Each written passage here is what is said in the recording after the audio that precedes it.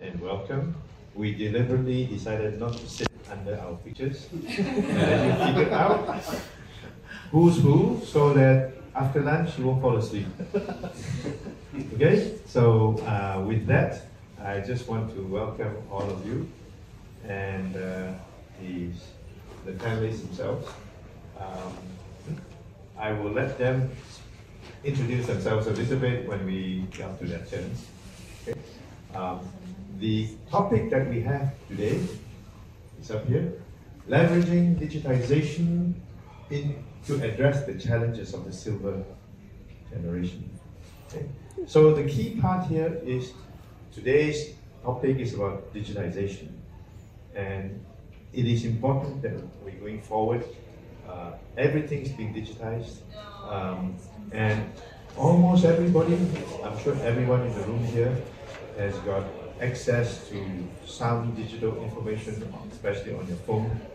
Okay, and even baby boomers like myself, we have to go through all this stuff, right? So the question really is about what about the silver generation? That's another way, nice way of saying what about the uncles and aunties? Okay, sometimes people call me uncle too, so I'm part of that. So this panel is going to be focusing on those digital solutions that are being put in place today.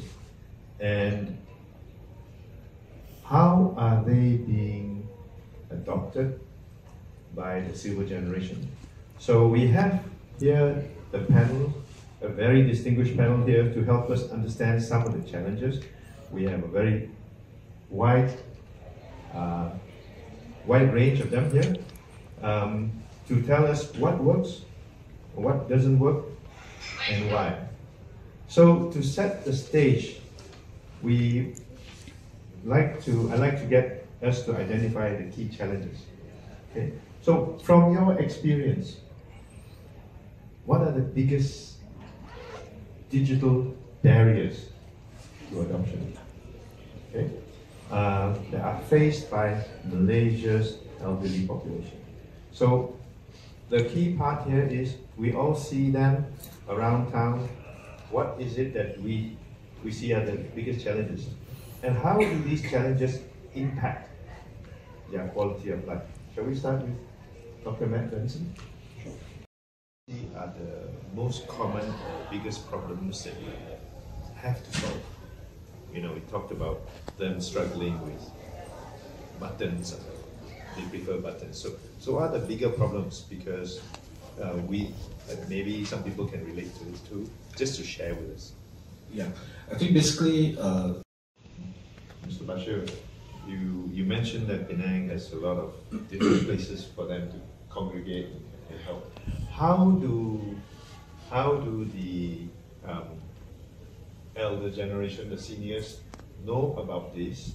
And how do you get them to show up? Because Penang is doing a lot of work on this, but we want to get even more because the issues that the ones that come to Rose Charities, they get help. What about the ones who don't know? How do we get them to come in? it must be. Dr. Matt, and you mentioned that really our focus should be what can we create to provide benefits. What are some of the things that you think should be there but are not there yet? I think we should understand a bit more, which is the physical aspects. What more should we do? What more should be in place? How do people who are involved in the physical infrastructure, what should they be thinking a bit more than just smooth pavements? Yeah,